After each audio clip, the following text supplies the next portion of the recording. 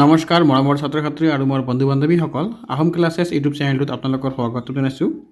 আজি মই তোমালোকৰ কাৰণে লৈ আহিছোঁ ক্লাছ 9ৰ ইতিহাসৰ তোমালোকৰ বোৰ্ড এক্সামত আহিবলগীয়া যিমানখিনি ইম্পৰ্টেণ্ট কুৱেশ্যন আছে, যিবিলাক কুৱেশ্যন পঢ়িলে তোমালোকে এক্সামত পাছ কৰিবা আৰু তোমালোকে অতি সহজতে পাছ কৰি যাবা, এইবিলাক কুৱেশ্যন মই তোমালোকৰ কাৰণে লৈ আহিছোঁ, কমন কুৱেশ্যনবিলাক।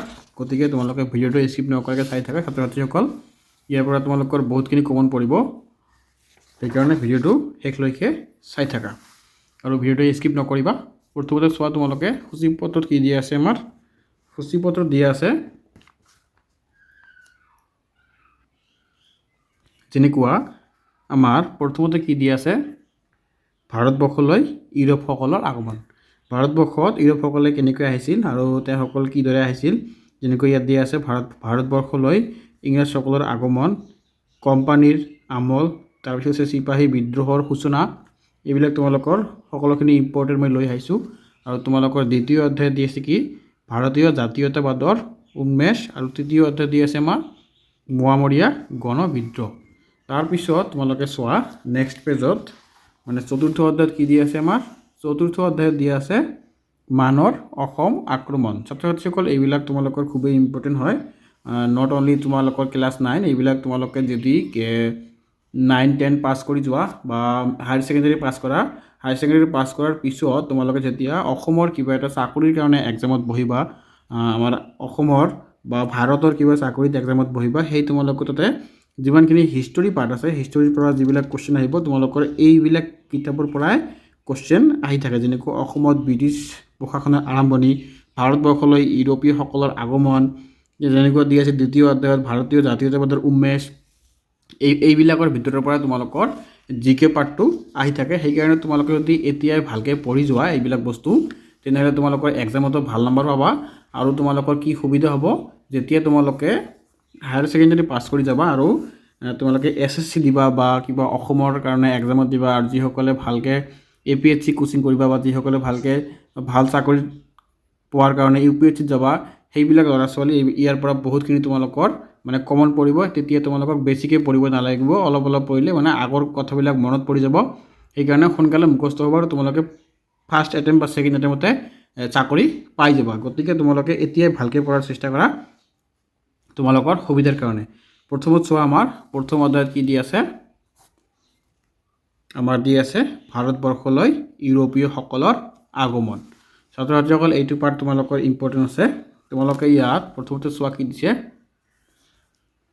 গ্ৰীক আৰু ৰোমান আদি ইউৰোপীয় জাতিসকলে লোহিত, পাৰস্য আৰু আফগানিস্তানৰ ভিতৰেদি থকা জলপথেৰে ভাৰতবৰ্ষৰ লগত বাণিজ্য সম্পৰ্ক চলাইছিল। ছাত্ৰ ছাত্ৰীসকল ইয়াত এইটো এটা কুৱেশ্যন আহিব পাৰে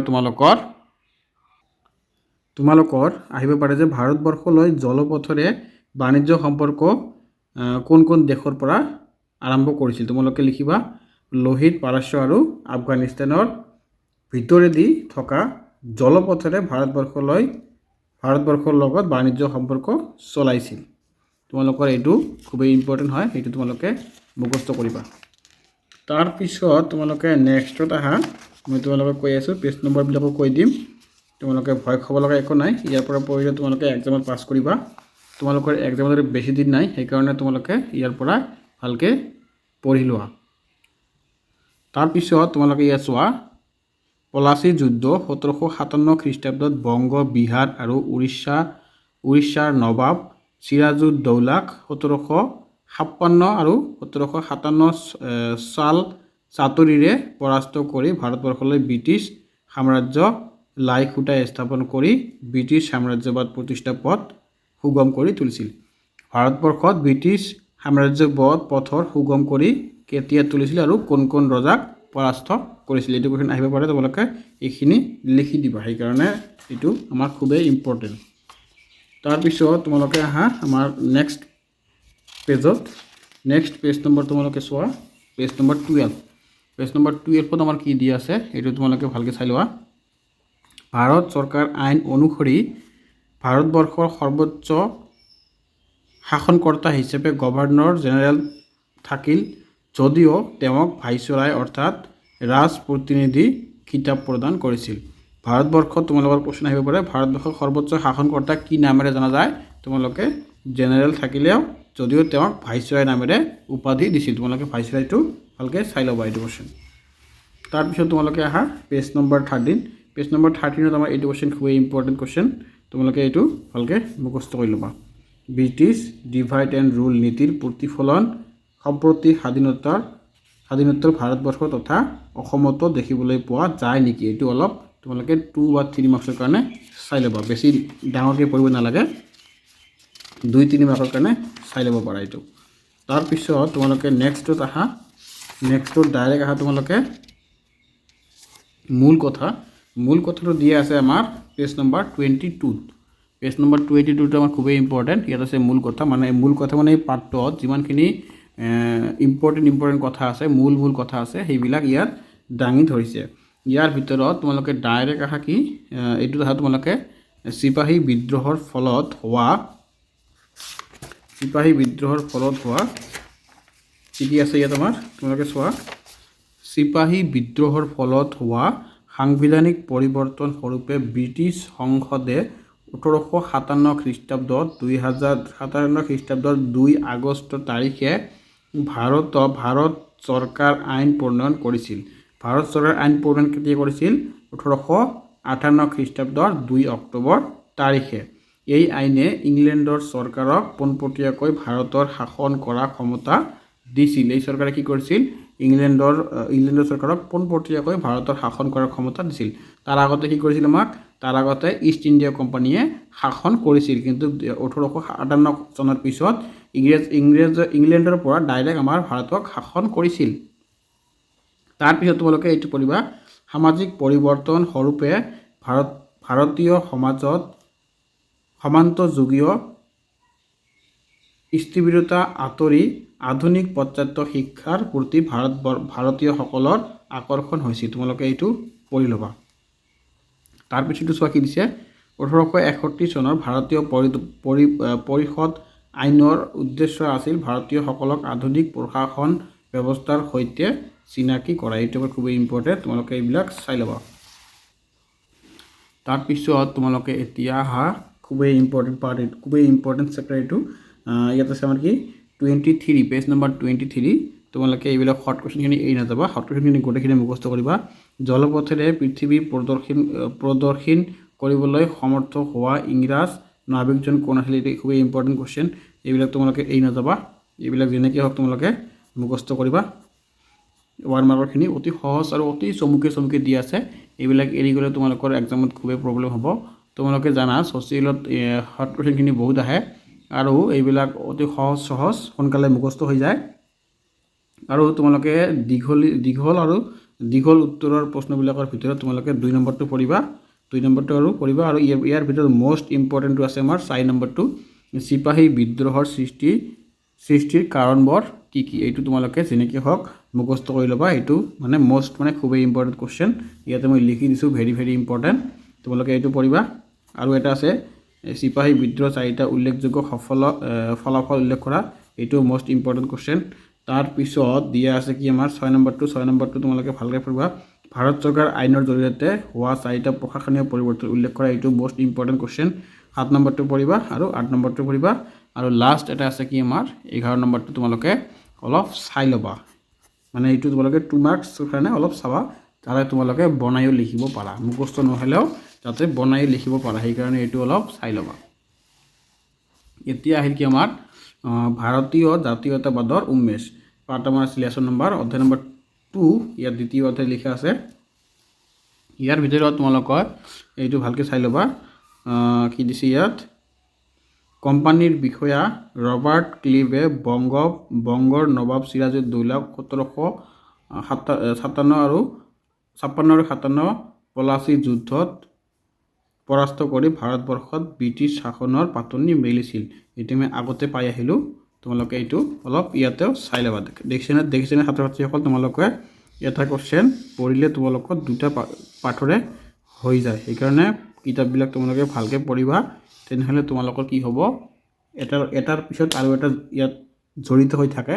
হিষ্টৰী আৰু পলিটিকেলবিলাক এনেকুৱা বস্তুৱে ক'ব গ'লে এটা পাৰ্ট পঢ়িলে আৰু এটা পাৰ্টৰ লগত অলপ নহ'লে অলপ মিল থাকে আৰু কুৱেশ্যনবিলাকো এনেকুৱাই থাকে অলপ ৰিলেটেড থাকে সেইকাৰণে যিটো পঢ়িবা তোমালোকে সেইটো অলপ ভালকৈ পঢ়িবা যাতে তোমালোকে নেক্সটবিলাকো বনাই লিখিব পাৰা তাৰপিছত তোমালোকে আহা ইয়াত এইটো আমাৰ খুবেই ইম্পৰ্টেণ্ট কুৱেশ্যন আছে ইয়াত এটা ভিতৰুৱা কুৱেশ্যন তেওঁলোকৰ ধাউতি বাঢ়িছিল শোষণ অন্যায় আদি দিশবিলাক বিচাৰ কৰিবলৈ তেওঁলোকে ক্ষমতা লাভ কৰাৰ লগতে সমাজ জাতি তথা মৰুভূমিৰ প্ৰতি দায়বদ্ধতা ভাৱ জগাই তুলিছিল এই নৱচেতনাকে নৱজাগৰণ বা জাতীয়তাবাদৰ উন্মেষ বুলি আখ্যা দিয়া হৈছিল যদি তোমালোকৰ কুৱেশ্যন আছে জাতীয়তাবাদৰ উন্মেষ বুলিলে কি বুজা তোমালোকে ইয়াৰ পৰা লিখি দিবা তেনেহ'লে তোমালোকে ইয়াত ফুল মাৰ্ক পাই যাবা আৰু তোমালোকে ইয়াত চোৱা নেক্সটত কি দিয়া আছে আমাৰ ভাৰতীয় জাতীয়তাবাদৰ উন্মেষৰ কাৰণ তোমালোকে এইটো ভালকৈ চাবা উন্মেষৰ কাৰণবিলাক পশ্চাতৰ শিক্ষাৰ প্ৰভাৱ এইবিলাক চাবা তোমালোকে এইটো আমাৰ খুবেই ইম্পৰ্টেণ্ট কুৱেশ্যন ইয়াৰ পৰা প্ৰত্যেক বছৰে কুৱেশ্যন দিয়ে ভাৰতীয় জাতীয়তাবাদৰ উন্মেষৰ কাৰণবিলাক তোমালোকে যদি 2 মাৰ্কছত আহে এনেকুৱা দুটা লিখি দিবা আৰু যদি বেছিকৈ আহে অলপ অলপ দিলে 2-3 মান লিখি দিবা হৈ যাব পশ্চাতৰ কাৰণ এই তাৰপিছতটো আছে আমাৰ যাতায়াতৰ উন্নতি এইবিলাক লিখিবা ইমান কঠিন নহয় এইবিলাক বস্তু ক'বলৈ গ'লে ইয়াত চোৱা ভিতৰুৱা কুৱেশ্যন কি দিব পাৰে 1839 খ্ৰীষ্টাব্দত কলিকতাৰ পৰা দিল্লীলৈ গ্ৰেণ্ড ট্ৰাংক ৰোড নিৰ্মাণ কৰিছিল এইটোৱে তোমালোকৰ যিকোনো এক্সামতে আহে SSC নহওক বা ADRE নহওক যিকোনো অসমৰ কুৱেশ্যন বা যিকোনো ইণ্ডিয়াৰ এক্সামৰ ৰেলৱেত নহওক কিবা নহওক এইটো কুৱেশ্যন আমাৰ সেইকাৰণে খুবেই ইম্পৰ্টেণ্ট এইটো তোমালোকে আজিয়ে মুখস্থ কৰি লোৱা বা এতিয়া মুখস্থ কৰি লোৱা গ্ৰেণ্ড ট্ৰাংক ৰোড কেতিয়া হৈছিল আৰু ক'ৰ পৰা কিমান কলৈ আছিল 1839 খ্ৰীষ্টাব্দত কলিকতাৰ পৰা দিল্লীলৈ গ্ৰেণ্ড ট্ৰাংক ৰোড নিৰ্মাণ কৰিছিল তাৰপিছত চোৱা ইয়াত কি আছে ইয়াত 1853 খ্ৰীষ্টাব্দত মুম্বাইৰ পৰা থানেৰ মাজত 21 কিলোমিটাৰ ৰেলপথ চলাচলেৰে ভাৰতবৰ্ষত প্ৰথম ৰেল যাত্ৰা ব্যৱস্থা সূচনা হৈছিল ভাৰতবৰ্ষত আমাৰ প্ৰথম ৰেল যাত্ৰা কেতিয়া হৈছিল 1853 চনত মুম্বাইৰ পৰা থানেলৈ এইটো তোমালোকে খুবেই ইম্পৰ্টেণ্ট কুৱেশ্যন তোমালোকে এইটো মনত ৰাখি ল'বা এইবিলাক কুৱেশ্যন তোমালোকে আজিৰ কাৰণে নহয় তোমালোকে যেতিয়ালৈকে জব পোৱা নাই তেতিয়ালৈকে তোমালোকে এইবিলাক কুৱেশ্যন লাগিয়ে থাকিব সেইকাৰণে আজিয়ে তোমালোকে এইবিলাক ভালকৈ পঢ়ি লোৱা তাৰপিছত ধৰ্মীয় আৰু সমাজ সংস্কাৰৰ আন্দোলন ৰাজা ৰামমোহন ৰায় এইবিলাক অলপ চাই ল'বা তাৰপিছত তোমালোকে ডাইৰেক্ট আহা কিহত তোমালোকে ডাইৰেক্ট আহিবা এতিয়া মূল কথালৈ মূল কথা তোমাৰ কি দিয়া আছে তোমালোকে ইয়াতে অলপ চাই ল'বা মূল কথা আমাৰ কি দিয়া আছে পেজ নম্বৰ 43 তোমালোকে গ'লে গম পাবা ইয়াত মূল কথা দিয়া আছে মূল কথাৰ ভিতৰত তোমালোকে কোনখিনি পঢ়িবা মই তোমালোকক কৈ আছোঁ তোমালোকে প্ৰথমতে চোৱা 1857 খ্ৰীষ্টাব্দৰ চিপাহী বিদ্ৰোহ আছিল এক প্ৰকাৰ ৰাজনৈতিক মুক্তি আন্দোলন 1857 খ্ৰীষ্টাব্দৰ চিপাহী বিদ্ৰোহটো আমাৰ কি আছিল এক প্ৰকাৰৰ ৰাজনৈতিক মুক্তিৰ আন্দোলন সেইটো তোমালোকে মনত ৰাখিবা তাৰপিছত দিয়া আছে ভাৰতীয় জাতীয়তাবাদৰ উন্মেষৰ ইয়াৰ পৰাই আৰম্ভ হৈছিল ভাৰতীয় জাতীয়তাবাদৰ উন্মেষ ক'ৰ পৰা আৰম্ভ হৈছিল 1857 খ্ৰীষ্টাব্দৰ চিপাহী বিদ্ৰোহৰ পৰাই ভাৰতীয় জাতীয়তাবাদৰ উন্মেষ আৰম্ভ হৈছিল তোমালোকে এইটো আহিব পাৰে এইটো অলপ ইম্পৰ্টেণ্ট আছে তাৰপিছত তোমালোকে চাই লোৱা এইটো মোষ্ট ইম্পৰ্টেণ্ট কুৱেশ্যন জাতীয়তাবাদ উন্মেষৰ আন কাৰণবোৰ লিখা এইটো তোমালোকে 3 মাৰ্কছৰ কাৰণে 2-3 মান তোমালোকে চাই ল'বা মই ইয়াতে দগাই দিছোঁ জাতীয়তাবাদ উন্মেষৰ কাৰণবোৰ কি তোমালোকে এইটো পঢ়ি ল'বা আৰু এইটো পঢ়ি ল'বা অলপ পঢ়িবা 3 মাৰ্কৰ আহিলে বেছি পঢ়িব নালাগে জাষ্ট ওৱান লাইনমান পঢ়িলে তোমালোকে হৈ যাব তাৰপিছত তোমালোকে আহা অনুশীলনী কুৱেশ্যনখিনি অনুশীলনীত কুৱেশ্যন কি দিয়া আছে আমাৰ অনুশীলনী তোমালোকে এৰি যাব লগা একো নাই এইবিলাক 1 মাৰ্কৰ question 1 number 2 number 3 number 4 number এইবিলাক পঢ়ি ল'বা এইবিলাক এৰি নাযাবা অতি সহজ কুৱেশ্যন এবাৰ দুবাৰ চালে হৈ যায় যদি তোমালোকে এইবিলাক কুৱেশ্যন বিচৰা মই এই ভিডিঅ'ৰ লিংকটো দি দিম তোমালোকে তাতে গৈ চাব পাৰিবা নহ'লে মোৰ চেনেলটোত সোমালে তোমালোকে চাবা প্লেলিষ্টত গ'লে গম পাবা যে তাতে দিয়া আছে কি আমাৰ ক্লাছ 9ৰ ছ'চিয়েল সায়েন্সৰ তোমালোকে তাতে গ'লে এই পাৰ্টটোত যিমানখিনি কুৱেশ্যন আছে সকলোখিনি MCQ উইথ তোমালোকৰ পাৰ্ট ভিত্তিক কুৱেশ্যন আৰু যিবিলাক অনুশীলনী কুৱেশ্যন আছে সকলোখিনি এই প্লেলিষ্টত গ'লে গম পাবা সেইকাৰণে তোমালোকে যদি জানিব বিচৰা যাবা তোমালোকে চেনেলটোত সোমালে গম পাবা তাৰপিছত 5 নম্বৰটো পঢ়িবা 6 নম্বৰ 7 নম্বৰ 8 নম্বৰ 9 নম্বৰ সেইবিলাক তোমালোকে ভালকৈ চাবা এতিয়া আহিম আমি দীঘল প্ৰশ্নৰ উত্তৰ দীঘল প্ৰশ্নৰ ভিতৰত তোমালোকে সকলোখিনি পঢ়াৰ দৰকাৰ নাই, কাৰণ এইবিলাক কিছুমান ইম্পৰ্টেণ্ট আছে আৰু কিছুমান ইম্পৰ্টেণ্ট নহয়, সেইকাৰণে তোমালোকে সকলোবিলাক পঢ়াৰ দৰকাৰ নাই। তোমালোকে ইয়াৰ ভিতৰত যিটো আমাৰ মষ্ট ইম্পৰ্টেণ্ট হয়, ভেৰি ভেৰি ইম্পৰ্টেণ্ট, এইটো হ'ব আমাৰ 1 নম্বৰটো। 1 নম্বৰটো কি হ'ব আমাৰ মষ্ট মানে ভেৰি ভেৰি ইম্পৰ্টেণ্ট, এইটো তোমালোকে মুখস্থ নকৰাকৈ এক্সামত নবহিবা। 1 নম্বৰটো, 2 নম্বৰটো, তাৰপিছত এই দুটো তোমালোকে মষ্ট ইম্পৰ্টেণ্ট হয়। 3 নম্বৰটো চাই থবা, 4 নম্বৰটো চাই থবা, আৰু 5 নম্বৰটো চাই ল'বা অলপ, 6 নম্বৰ, 7 নম্বৰ এইকেইটা অলপ চাবা, আৰু লাষ্টৰটো অলপ চাই ল'বা। এইবিলাক তোমালোকে যেনেকৈ হওক কৰি দিওঁ। এই দুটা 1 নম্বৰটো, 2 নম্বৰ নহয়, 3 নম্বৰটো, এই দুটা তোমালোকে যেনেকৈ হওক মুখস্থ কৰি ল'বা। তাৰপিছত ছাত্ৰ ছাত্ৰীসকল তোমালোকে আহা নেক্সটত আমাৰ তৃতীয় অধ্যায়। তৃতীয় অধ্যায়টো ইমান এটা কঠিন নহয়, এইটো ইজি হয়, বহুত ইজি হয়। এইটো তোমালোকে ভয় কৰিব লাগে একো নাই। মোৱামৰীয়া গণবিদ্ৰোহ, প্ৰথমতে আমি বুজিব লাগে মোৱামৰীয়া মানে কি, মোৱামৰীয়া বস্তুটো কি বস্তু হয়, এইটো তোমালোকে অলপ চাই ল'বা। মোৱামৰীয়া বিদ্ৰোহৰ কাৰণটো আছে আমাৰ ইয়াত খুবেই ইম্পৰ্টেণ্ট, তোমালোকে যদি নিজে পঢ়ি আছা এইটো তোমালোকে কাৰণটো পঢ়িবা, মোৱামৰীয়া বিদ্ৰোহৰ ঘটনা প্ৰবাহটো অলপ পঢ়িবা, আৰু ফলাফল পঢ়িবা। এই তিনিটাৰ ভিতৰত ইয়াতে খুবেই ইম্পৰ্টেণ্ট, এই চাৰিটাৰ ভিতৰত। প্ৰথমতে চোৱা মোৱামৰীয়াৰ পৰিচয়। আমাৰ মোৱামৰীয়া বুলিলে আমি ইয়াৰ অলপ পৰিচয় দিব লাগিব। যিসকল আপাৰ আছামত থকা অসমৰ ভিতৰত তেওঁলোকে জানে বহুতখিনি ইয়াৰ বিষয়ে, আৰু যিবিলাক ছাত্ৰ ছাত্ৰী লয়াৰ আছামত আছে তেওঁলোকে অলপ কম জানিব পাৰে। যেনেকুৱা মোৱামৰীয়া শব্দটো আচলতে মৰাময়া শব্দৰ পৰা উৎপত্তি হোৱা যেন লাগে। তোমালোকে যদি আহে মোৱামৰীয়া শব্দটো ক'ৰ পৰা উৎপত্তি হৈছে, তোমালোকে এইখিনি লিখি দিবা। মায়ামৰা হৈছে এখন বৈষ্ণৱ সত্ৰৰ নাম। তোমালোকৰ আহিব পাৰে মায়ামৰা কি, তোমালোকে লিখিবা এইটো এটা বৈষ্ণৱ সত্ৰৰ নাম। মুখ্য মৰাণ জনগোষ্ঠীৰ লোকসকলক এই সত্ৰ শিষ্য আছিল, এইটো তোমালোকে ভালকৈ চাই ল'বা, এইটো আমাৰ ইম্পৰ্টেণ্ট হয়। তাৰপিছত চোৱা পেজ নম্বৰ কিমান আছে, 46, পেজ নম্বৰ 46ত দিয়া আছে।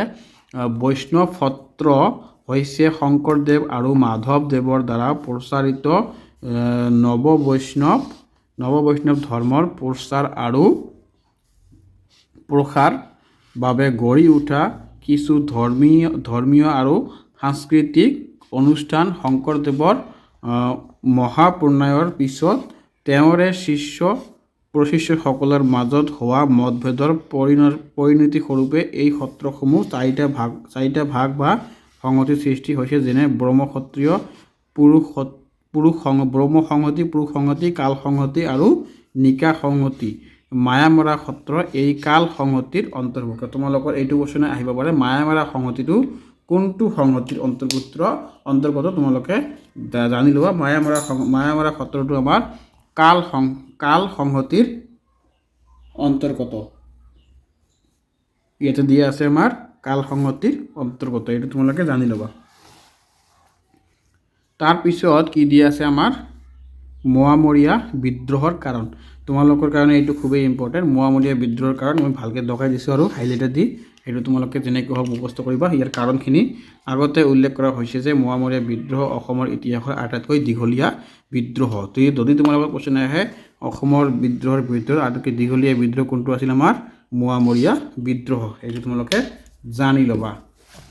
এতিয়া তোমালোকে আহা আমাৰ নেক্সট পেজ বুলি ক'বলৈ গ'লে ইয়াত যেনেকৈ দিয়া আছে মোৱামৰীয়া বিদ্ৰোহৰ কাৰণখিনি, ইয়াতে কাৰণখিনি তোমালোকে এইবিলাক অলপ জানি ল'বা, মানে শ্বৰ্ট মানে 2 মাৰ্কছৰ কাৰণে জানি ল'বা। প্ৰথমত দিয়া আছে আমাৰ আহোমৰ ধৰ্মীয় নীতিৰ পৰিৱৰ্তন, এইটো তোমালোকে জানি ল'বা, আহোমৰ ধৰ্মীয় নীতিৰ পৰিৱৰ্তন। তাৰপিছত দিয়া আছে কি অৰ্থ সামাজিক কাৰণ, এই দুটা কাৰণে তোমালোকে জানি লোৱা। তাৰপিছত তোমালোকে পেজ নম্বৰ 41 দিয়া আছে পাইক প্ৰথাৰ দ্বাৰা আহোম ৰাজত্বৰ দিনত কেনেকৈ শাসন চলিছিল ভাবি চোৱা, এইটো আমাৰ ইম্পৰ্টেণ্ট হয়, তোমালোকে এইটো অলপ চাই ল'বা। তাৰপিছত দিয়া আছে কি আমাৰ পাইক ছিষ্টেমটো অলপ চাই ল'বা। পাইক প্ৰথাটো ইংৰাজীত পাইক ছিষ্টেম, এইটো মই অলপ তোমালোক কৈ দিছোঁ। এইটো তোমালোকৰ যিকোনো এক্সামতো আহে আৰু তোমালোকৰ বৰ্ড এক্সামতো আহে, সেইকাৰণে এইটো অলপ তোমালোকে ভালকৈ চাবা, যাতে কি কৰিব পাৰা তোমালোকে এক্সামত যদি আহে তোমালোকৰ 9ৰ বৰ্ড এক্সামত তোমালোকৰতো সুবিধা হ'বই, আৰু যদি ভালকৈ পঢ়ি লোৱা তোমালোকে অসমৰ যিমানখিনি এক্সাম আছে তোমালোকে মেট্ৰিক পাছ কৰিলে দিব পাৰিবা, গ্ৰেড 4ৰ এক্সামবিলাক দিব পাৰিবা তোমালোকে অসমৰ, আৰু ভাৰতৰ এক্সামততো এইটো অহাৰ চান্স কম, কিন্তু তোমালোকে অসমৰ এক্সাম দিবলৈ গ'লে চাকৰি পাবলৈ গ'লে এইটো আহিব পাৰে। পাইকসকলক দুটা ভাগত ভাগ কৰিব পাৰি। প্ৰথম ভাগটো কাৰী পাইক, যাৰ সংখ্যা অধিক দ্বিতীয় ভাগটো চমুৱা পাইক তোমালোকে এইটো অলপ চাবা তাৰপিছত তোমালোকে আহা পেজ নম্বৰ 51 পেজ নম্বৰ 51 কি দিছে মোৱামৰীয়াসকলৰ প্ৰধান উদ্দেশ্য আছিল আহোম শাসন অন্ত পেলোৱা মোৱামৰীয়াসকলৰ প্ৰধান উদ্দেশ্য কি আছিল আহোমৰ শাসনৰ অন্ত পেলোৱা সেয়েহে 1769 চনৰ শেষফালে প্ৰায় 7,000 সৈন্য গোটাই বিদ্ৰোহৰ সংশোধনী বজালে তোমালোকে এইটো মনত ৰাখিবা তাৰপিছত তোমালোকে আহা মোৱামৰীয়া বিদ্ৰোহটো পঢ়িবা মোৱামৰীয়া প্ৰথম বিদ্ৰোহ দ্বিতীয় বিদ্ৰোহ তৃতীয় বিদ্ৰোহ কেতিয়া হৈছিল তোমালোকে এইটো চাই ল'বা তাৰপিছত তোমালোকে আহা খুবেই ইম্পৰ্টেণ্ট কোৱেশ্চন তোমালোকৰ কাৰণে মোষ্ট ইম্পৰ্টেণ্ট কোৱেশ্চনটো আছে আৰু ইয়াত এনেকুৱা দিয়া আছে মূল কথাৰ ভিতৰত তোমালোকে এইটো জানি ল'বা মোৱামৰীয়াসকলৰ মূলত মৰাণ সম্প্ৰদায়ৰ লোক মোৱামৰীয়াসকল একচুৱেলি মৰাণ সম্প্ৰদায়ৰ লোক তোমালোকে আগতে গম পাই আহিছা শংকৰ মাধৱৰ পৰৱৰ্তী কালত মায়ামৰা নামৰ বৈষ্ণৱ সত্ৰখন সৃষ্টি হৈছিল এই মায়ামৰা শব্দৰ পৰাই মোৱামৰীয়া শব্দৰ উৎপত্তি হয় বুলি ধৰা হয় যিহেতু মায়ামৰা সত্ৰৰ সত্ৰাধিকাৰ ক্ষুদ্ৰ সম্প্ৰদায় আছিল তোমালোকে এইটো চাই ল'বা তাৰপিছত আহোম ৰজাসকলক স্বৰ্গদেউ বোলা হৈছিল আহোম ৰজাসকলক কি বোলা হৈছিল আহোম ৰজাসকলক স্বৰ্গদেউ বোলা হৈছিল এইটো তোমালোকে অলপ চাবা তাৰপিছত তোমালোকে আহা next page number 62 page number 62ৰ ভিতৰত আমাৰ মোষ্ট ইম্পৰ্টেণ্ট আছে কি পাইক প্ৰথাৰ দ্বাৰা মোৱামৰীয়াসকলৰ ওপৰত চলোৱা শাসন মোৱামৰী বিদ্ৰোহৰ অন্যতম কাৰণ আছিল তোমালোকে এইটো অলপ চাবা তাৰপিছত যেনেকুৱা দিয়া আছে আমাৰ 1786 খ্ৰীষ্টাব্দত মোৱামৰীয়াসকলে পুনৰ গৌৰীনাথ সিংহক আক্ৰমণ কৰে গৌৰীনাথ সিংহই ৰাজধানী ত্যাগ কৰি গুৱাহাটীলৈ যোৱাত মোৱামৰীয়াসকলে ভাৰত সিংহক ৰজা পাতে তোমালোকে এইটো ইম্পৰ্টেণ্ট আছে অলপ এইটো চাই ল'বা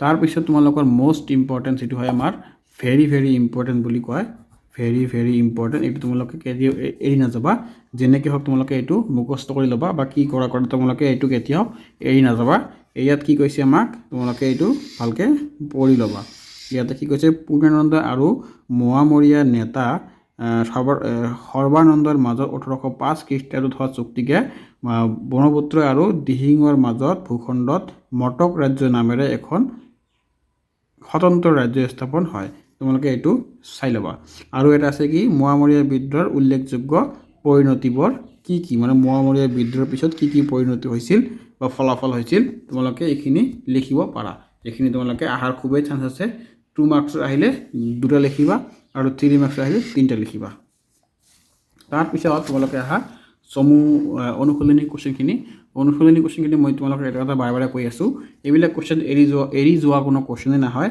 এইবিলাক তোমালোকে যেনেকৈ হওক পাৰিলে মুখস্থ কৰি ল'বা আৰু তোমালোকৰ এইবিলাক অতি সহজ 1 মাৰ্কৰ মানে কি এটা ৱাৰ্ড আছে এটা ৱাৰ্ড ক'বলৈ গ'লে তোমালোকৰ 1-2 ঘণ্টামান পঢ়িলে তোমালোকৰ এটা চেপ্টাৰৰ শৰ্ট কোৱেশ্চনখিনি মুখস্থ হৈ যাব তোমালোকে এইটো পঢ়িবা 4 নম্বৰ পঢ়িবা 5 number 6 number 7 number 8 number 9 number তাৰপিছত 10 নম্বৰ 11 নম্বৰ 12 13 14 15 16 17 18 এইবিলাক তোমালোকে পঢ়িবা ইয়াৰ ভিতৰত তোমালোকৰ মোষ্ট ইম্পৰ্টেণ্টটো কোনটো আছে তোমালোকৰ 10 নম্বৰটো আছে ভেৰি ইম্পৰ্টেণ্ট হয় এইটো তোমালোক আহিব পাৰে তাৰপিছত ইম্পৰ্টেণ্টটো আছে তোমালোকৰ 15 নম্বৰটো ইম্পৰ্টেণ্ট আছে ভেৰি ইম্পৰ্টেণ্ট তোমালোকে এইটো আহিব পাৰে 15 নম্বৰটো এই দুটা ভালকৈ চাবা এতিয়া তোমালোকে চমু আৰু দীঘল প্ৰশ্নৰ উত্তৰ ইয়াৰ ভিতৰত তোমালোকৰ মোষ্ট ইম্পৰ্টেণ্ট কোনটো আছে 1 নম্বৰটো অলপ চাই ল'বা 2 নম্বৰটো চাই ল'বা 3 নম্বৰ 4 নম্বৰ তো 1 নম্বৰটো অলপ ডাঙৰকৈ পঢ়িবা আৰু এইবিলাক তোমালোকে 2 মাৰ্কছৰ কাৰণে পঢ়িলে হৈ যাব বেছি ডাঙৰকৈ পঢ়িব নালাগে ছাত্ৰ ছাত্ৰীসকল তোমালোকৰ ভয় কৰিব লগা একো নাই এইবিলাক এইটো যদি তোমালোকে মূল কথাখিনি ভালকৈ মুখস্থ কৰি লোৱা বা ভালকৈ বুজি লোৱা কোৱেশ্চনবিলাক একেবাৰে ইজি হৈ যাব আৰু ইয়াৰ ভিতৰত তোমালোকৰ মোষ্ট ইম্পৰ্টেণ্ট যেটো আমি ক'বলৈ গ'লে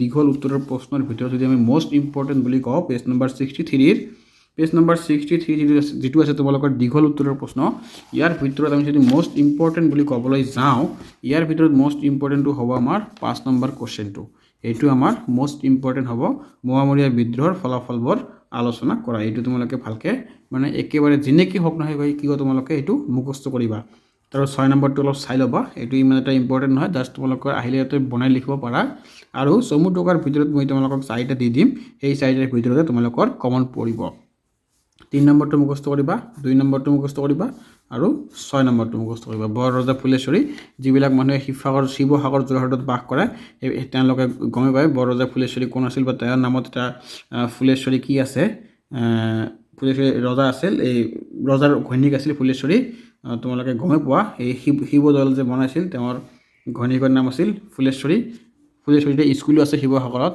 ধুনীয়া হায়াৰ ছেকেণ্ডেৰী এটা স্কুল আছে ফুলেশ্বৰী নামেৰে বহুত নামো আছে ফুলেশ্বৰীৰ এই শিৱসাগৰ জিলাত তোমাৰ যিসকলে তাত থাকে তেওঁলোকে গম পায় এতিয়া আহা তোমালোকে কি মানৰ অসম আক্ৰমণ মানে অসমক কিয় আক্ৰমণ কৰিছিল ইয়াৰ বিষয়ে ইয়াত দাঙি ধৰিছে তোমালোকে ভিডিঅ'টো স্কিপ নকৰাকৈ গোটেইখিনি চোৱা ইয়াতে তোমালোকৰ বুজিব লগা বহুতখিনি কুৱেশ্যন আছে সেইকাৰণে মই লৈ আহিছোঁ এনেকৈ কৈ তোমালোকে প্ৰথমতে চোৱা ইয়াত মোষ্ট ইম্পৰ্টেণ্ট যিটো আছে যিসকল ছাত্ৰ ছাত্ৰীয়ে তিনিচুকীয়াত বাস কৰে তিনিচুকীয়াত ছাত্ৰ ছাত্ৰী বাস কৰাবিলাকত তোমালোকৰ এটা কুৱেশ্যন মই হোমৱৰ্ক দিছোঁ তোমালোকে চোৱা মোক কোৱা যে তিনিচুকীয়াৰ পুৰণি নাম কি আছিল তিনিচুকীয়াৰ পুৰণি নামটো তোমালোকে এইটো কুৱেশ্যন যদি পাইছা যে তিনিচুকীয়াৰ পুৰণি নাম কি আছিল বা এতিয়া শুনি আছা তেনেহ'লে তোমালোকে ভিডিঅ'টো প'ষ্ট কৰি কিনে তিনিচুকীয়াৰ পুৰণি নামটো চাৰ্চ কৰা তেনেহ'লে পাই যাবা আৰু যদি নকৰা তেনেহ'লে ভিডিঅ'টো দেখি থাকা বা চাই থাকা তোমালোকে ইয়াতে পাবা তিনিচুকীয়াৰ পুৰণি নাম আছিল আমাৰ বেংমৰাত বৰ্তমান তিনিচুকীয়াৰ পুৰণি নাম কি আমাৰ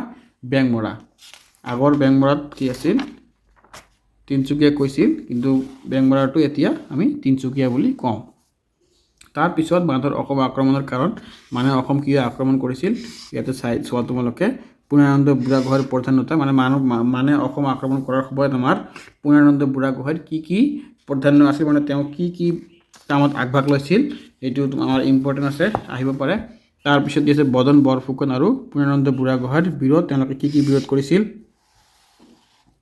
তাৰপিছত মানৰ হস্তক্ষেপ এইবিলাক তোমালোকে অলপ চাই ল'বা তাৰপিছত মানে কেতিয়া অসম আক্ৰমণ কৰিছিল 1817 চনত 1817 চনত মানে অসম আক্ৰমণ কৰিছিল তাৰপিছত তোমালোকে ইয়াত চাবা অলপ ঘিলাধাৰীৰ যুদ্ধত পৰাজয় কোনে হৈছিল আৰু কি হৈছিল এইটো তোমালোকে অলপ চাই ল'বা মই আৰু পঢ়ি নাযাওঁ ভিডিঅ'টো এনে বহুত ডাঙৰ হৈ গ'ল আৰু এটা পাৰ্ট আছে আমাৰ সেইকাৰণে সকলোবিলাক কৈ যোৱা সম্ভৱ নহয় মই যিবিলাক লগাই দিছোঁ সেইবিলাক তোমালোকে যেনেকৈ হওক চাবা বা পঢ়ি যাবা পঢ়িলে ইয়াৰ পৰা তোমালোকৰ বহুতখিনি কমন পৰিব তোমালোকে ভাল মাৰ্ক পাই যাবা এইখিনি ইয়াৰ পৰা তোমালোকে 90% মাৰ্ক পাব পাৰা যদি ভালকৈ মুখস্থ কৰি লোৱা এইখিনি তোমালোকে চাই লোৱা পঢ়িবা অলপ মই আৰু কৈ নাযাওঁ ইয়াৰ পৰা তোমালোকৰ 1 মাৰ্ক আহিব পাৰে বৈশালী হুকুম বাৰু বৈশালী মুংডুন চুনখাম ইয়াৰ পৰা তোমালোকৰ 2 মাৰ্কছ 3 মাৰ্কছ আহিব পাৰে তাৰপিছত কি কৰিবা তোমালোকে এইটো কুৱেশ্যন চাই ল'বা এইটো তোমালোকে চাই লোৱা ভালকৈ এইটো পঢ়িবা ইয়াৰ পৰা তোমালোকৰ বহুত কমন পৰিব পাৰে এক্সামত যেনেকুৱা দি আছে বদন চন্দ্ৰই পুৰ্ণানন্দৰ অত্যাচাৰ আৰু স্বেচ্ছাচাৰী শাসনত অতিষ্ঠিত হৈ ব্ৰিটিছৰ পৰা সহায় নাপাই মান দেশৰ ৰজা বৈদ্যপায়ৰ সহায় বিচাৰিছিল এইটো তোমালোকৰ ইম্পৰ্টেণ্ট আছে এইটো তোমালোকে অলপ চাই ল'বা তাৰপিছত তোমালোকে ইয়াত মোষ্ট ইম্পৰ্টেণ্ট যিটো আছে মই দৰ্শাই দিছোঁ ইয়াত তোমালোকে ইয়াৰ পৰা ইয়ালৈ পঢ়িবা এইটো আমাৰ খুবেই ইম্পৰ্টেণ্ট হয় তাৰপিছত দিয়া আছে এইটো আমাৰ ইম্পৰ্টেণ্ট হয় 1821 চনৰ পৰা 1825 চনলৈ এই সময়ছোৱাত মানৰ দিন বুলি কোৱা হয় মানৰ দিন বুলি কোৱা সময়ছোৱা কোনটো আছিল তোমালোকে এইটো পঢ়িবা তাৰপিছত চোৱা আৰু এটা মোষ্ট ইম্পৰ্টেণ্ট বুলি ক'লে ইয়াৰ পৰা তোমালোকৰ 2 মাৰ্কছৰ অহাৰ চান্স 90% আছে 99% ক'ব গ'লে আছে এইটো তোমালোকে পঢ়িবা মানৰ অসম আক্ৰমণৰ ফলাফল ইয়াতে তোমালোকে যিটো তোমালোক ইজি লাগে তোমালোকে সেইটো পঢ়ি ল'বা ইয়াত 5টা দিয়া আছে 5টাৰ ভিতৰত তোমালোকৰ যিটো ইজি লাগে ডাঙৰবিলাক পঢ়িব নালাগে ইমান গোটেইখিনি পঢ়িব নালাগে এই ডায়েৰী দেখি পঢ়িলে হৈ যাব যিখিনি পঢ়িব লাগে তোমালোকে এইখিনি পঢ়ি ল'বা তাৰপিছত তোমালোকে আহা ইয়াণ্ডাবু সন্ধি কাৰ মাজত হৈছিল ইংৰাজ আৰু বৰ্ম সমাজৰ মাজত হৈছিল সেইটো তোমালোকে চাই ল'বা মই নকওঁ আৰু ভিডিঅ'টো বহুত ডাঙৰ হৈ গ'ল সেইকাৰণে সকলোবিলাক কথা ক'ব নালাগে মই যিখিনি ইম্পৰ্টেণ্ট হয় সেইখিনি কৈ আছোঁ ইয়াণ্ডাবু সন্ধিৰ চৰ্তসমূহ 2টা আহিব পাৰে ইয়াৰ পৰা যেনেকৈ 1 নম্বৰ দি আছে তাৰপিছত ইফালে আৰু চাৰিটা দি আছে, চাৰিটাৰ ভিতৰত তোমালোকে আগৰটো পঢ়িবা আৰু এইটো পঢ়িলে হৈ যাব, দুটা পঢ়িলে হৈ যাব। আৰু যদি 3 মাৰ্কৰ আহে 3টামান পঢ়ি যাবা, হৈ যাব, আৰু বেছি পঢ়িব নালাগে। তাৰপিছত আহা তোমালোকে পেজ নম্বৰ 79, মানে 79 পেজ নম্বৰ আহা। 79 পেজ নম্বৰ মূল কথা। ইয়াৰ ভিতৰত তোমালোকৰ মষ্ট ইম্পৰ্টেণ্টটো আছে এইটো, মানসকলে অসম ৰাজ্যত হোৱা ঘটনা সংবাদ পাই আলমগীৰ নেতৃত্বত 1819 খ্ৰীষ্টাব্দত অসম আক্ৰমণ কৰিছিল। আলমগীৰৰ নেতৃত্বত অসম আক্ৰমণ কৰিছিল। তোমালোকৰ কোৱেশ্যন আহিব পাৰে, মানসকলে কাৰ নেতৃত্বত অসম আক্ৰমণ কৰিছিল? আলমগীৰৰ নেতৃত্বত অসম আক্ৰমণ কৰিছিল। তোমালোকে এইটো জানি ল'বা। তাৰপিছত ইয়াণ্ডাবু সন্ধি কেতিয়া হৈছিল? 1826 খ্ৰীষ্টাব্দত ইয়াণ্ডাবু সন্ধি হৈছিল। কাৰ মাজত হৈছিল আৰু কি কি কাৰণ হৈছিল এইটো তোমালোকে জানি ল'বা। তাৰপিছত আহা তোমালোকে পেজ নম্বৰ 80। পেজ নম্বৰ 80ত অনুশীলনী দিয়া আছে। অনুশীলনীৰ ভিতৰত তোমালোকে মষ্ট ইম্পৰ্টেণ্ট 1, 2, 3 1 মাৰ্কৰ এইবিলাক তোমালোকে সকলোবিলাক পঢ়িবা। 1, 2, 3, 4, 5, 6, 7, 8, 9, 10, 11, 12 মানে নালাগে, 11 পৰা পঢ়িবা। এইখিনি তোমালোকে কেতিয়াও এৰি নাযাবা। তাৰপিছত শুদ্ধ উত্তৰৰ ভিতৰত তোমালোকে এৰি নাযাবা, সকলোখিনি পঢ়িবা।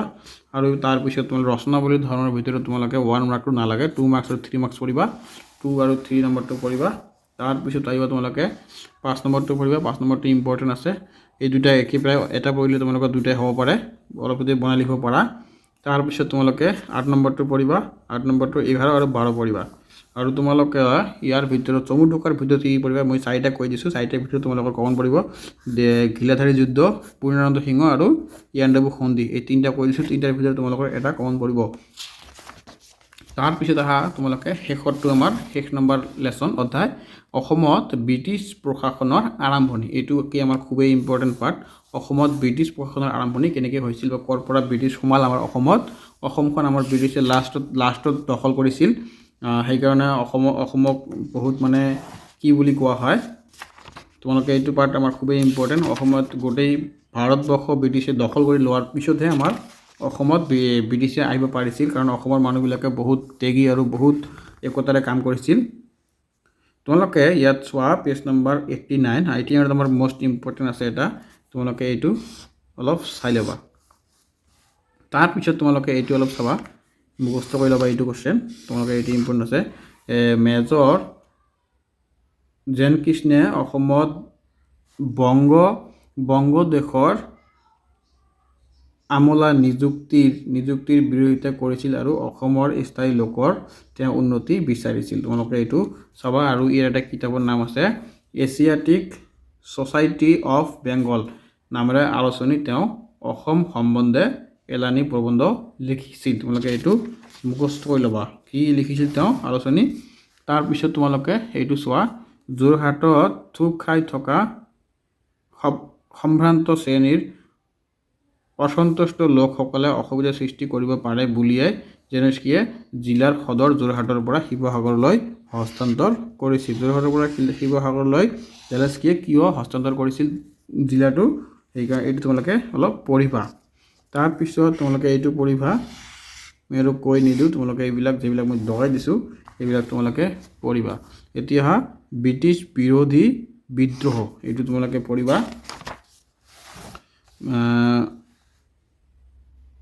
প্ৰথমলানি ব্ৰিটিছ বিৰোধী বিদ্ৰোহৰ কাৰণ, ব্ৰিটিছ বিৰোধীৰ কাৰণবিলাক তোমালোকে গোটেইখিনি পঢ়িব নালাগে, 2-3টামান পঢ়ি ল'বা। তোমালোকে ভালকৈ পঢ়ি লোৱা। মোৰ লাইনটো বেকা হৈ গ'ল সোনকালে কৰাৰ কাৰণে, বেয়া নাপাবা ছাত্ৰ ছাত্ৰীসকল, মাজে মাজে হৈ যায় এনেকুৱা। তোমালোকে এইবিলাক চাই ল'বা, মই আৰু কৈ নাযাওঁ। তাৰপিছত আৰু এটা আছে মষ্ট ইম্পৰ্টেণ্ট, গোমধৰ কোঁৱৰৰ, ধনঞ্জয় পিয়লি ফুকন, জীউৰাম দলিয়া বৰুৱা আদিৰ বিদ্ৰোহ। তোমালোকে এইটো চাবা। অসমত পোনপ্ৰথমে ব্ৰিটিছ প্ৰশাসনৰ বিৰোধিতা কৰা গোমধৰ কোঁৱৰ আহোম ৰজা পৰিয়াল আছিল। অসমত ব্ৰিটিছ বিৰোধী কৰাৰ প্ৰথমজন ৰজা কোন আছিল? গোমধৰ কোঁৱৰ। খুব ধুনীয়া মানুহ আছিল, তোমালোকে এইটো মুখস্থ কৰি ল'বা। তাৰপিছতজন আছিল গদাধৰ সিংহ। তোমালোকে তাৰপিছত মৰ্টক ৰাজ্যটো অলপ চাই ল'বা। মৰ্টক ৰাজ্য কেনেকৈ দখল কৰিছিল। ব্ৰিটিছে প্ৰথমে কি দখল কৰিছিল অসমৰ ভিতৰত? মৰ্টক ৰাজ্য দখল কৰিছিল। তাৰপিছত খামতি ৰাজ্য দখল কৰিছিল। তাৰপিছত চিংফৌ ৰাজ্য দখল কৰিছিল। তাৰপিছত খাচী পাহাৰ দখল কৰিছিল। এইবিলাক তেওঁ দখল কৰিছিল। তাৰপিছত জয়ন্তীয়া ৰাজ্য দখল কৰিছিল। তাৰপিছত গোভা ৰজা দখল কৰিছিল। তাৰপিছত কাছাৰ জিলা দখল কৰিছিল। তাৰপিছত কৰিছিল নাগা পাহাৰ দখল কৰিছিল। তাৰপিছত গাৰো পাহাৰ দখল কৰিছিল। ছাত্ৰ ছাত্ৰীসকল এতিয়া তোমালোকে মূল কথাৰ ভিতৰত ইয়াত বেছি ইম্পৰ্টেণ্ট নাই। তোমালোকৰ মানে আগৰবিলাকত ইম্পৰ্টেণ্ট আছিল যদিও ইয়াত বেছি নাই। তোমালোকে এইটো পঢ়ি ল'বা। আৰু এটা আছে কি 1820 খ্ৰীষ্টাব্দত এইটো তোমালোকে চাইবা। 1820 খ্ৰীষ্টাব্দত ডেভিড স্কট পূব সীমান্ত অঞ্চল এজেণ্ট হিচাপে গভৰ্ণৰ জেনেৰেল দায়িত্ব লৈছিল। এইটো তোমালোকে অলপ জানি ল'বা। তাৰপিছত ইয়াত মষ্ট ইম্পৰ্টেণ্ট বুলি গ'লে বেছি এটা কুৱেশ্যন নাই ইয়াত পাঠত। শুদ্ধ উত্তৰখিনি গোটেইখিনি পঢ়িবা। আৰু চমু উত্তৰৰ প্ৰশ্নৰ ভিতৰত আমাৰ মষ্ট ইম্পৰ্টেণ্ট এইটো আছে। এইটো ইমান নপঢ়িলেও হ'ব। এইটো পঢ়িবা, এইটো পঢ়িবা, এইটো আৰু এইটো 5, 6, 7, 8 এইবিলাক সৰু কুৱেশ্যন, এইবিলাক এৰি নাযাবা। দীঘল প্ৰশ্নৰ ভিতৰত ক'বলৈ গ'লে আমাৰ 1 নম্বৰটো ইম্পৰ্টেণ্ট, 2 নম্বৰটো ইম্পৰ্টেণ্ট, 4 নম্বৰ আৰু 6 নম্বৰটো ইম্পৰ্টেণ্ট। আৰু চমু টকাৰ ভিতৰত ক'বলৈ গ'লে গোমধৰটো আমাৰ মষ্ট ইম্পৰ্টেণ্ট কুৱেশ্যন, গোমধৰটো। তাৰপিছত পূৰ্ণচন্দ্ৰ সিংহ আৰু ব্ৰিটিছৰ জয়ন্তীয়া ৰাজ্য দখল, এইটো আমাৰ মষ্ট ইম্পৰ্টেণ্ট। ছাত্ৰ ছাত্ৰীসকল এইটো পাৰ্ট শেষ আৰু কুৱেশ্যন নাই, সেইকাৰণে মই ভিডিঅ'টো বন্ধ কৰিম। তোমালোকে ভালকৈ চোৱা আৰু যদি ভিডিঅ' লাগে তোমালোকক কমেণ্ট কৰিবা। মই তোমালোকৰ কাৰণে নেক্সট ভিডিঅ' লৈ আহিম। নেক্সট ভিডিঅ' মই তোমালোকৰ কি ছায়েন্সৰ ভিতৰত লৈ আহিম। তোমালোকৰ ইতিহাসটো শেষ হৈছে, ইংৰাজী দিয়া নাই এতিয়াও, অসমীয়া দিয়া হৈছে। অসমীয়া আৰু ইতিহাসটো তোমালোকক দিয়া হৈছে। এই দুটা তোমালোকে চাই লোৱা। আৰু মই নেক্সট ভিডিঅ'ত তোমালোকৰ ছায়েন্সৰ ইম্পৰ্টেণ্টখিনি লৈ আহিম। আৰু তাৰপিছত মই লৈ আহিম তোমালোকৰ এই ছ'চিয়েল ছায়েন্সৰ যিটো তোমাৰ ৰাজনীতি আৰু অৰ্থনীতি আছে সেইটো মই লৈ আহিম। ভিডিঅ'টো স্কিপ নকৰাকৈ চাই থাকিবা। মেথো মই লৈ আহিম। তেনেহ'লে তোমালোকে পৰীক্ষাত ভাল এক্সাম পাবা। ধন্যবাদ। আজিৰ ভিডিঅ'টো ইয়াতে শেষ কৰিলোঁ। ভালকৈ পঢ়া। এইবিলাক পঢ়িলে তোমালোকৰ ভৱিষ্যতে বহুত উন্নতি কৰিব পাৰিবা আৰু সোনকালে SSC নহ'লে ADRE যিকোনো অসমৰ এক্সাম পাই যাবা। ধন্যবাদ। আজিৰ ভিডিঅ'টো ইয়াতে শেষ কৰিলোঁ। জয় আই অসম।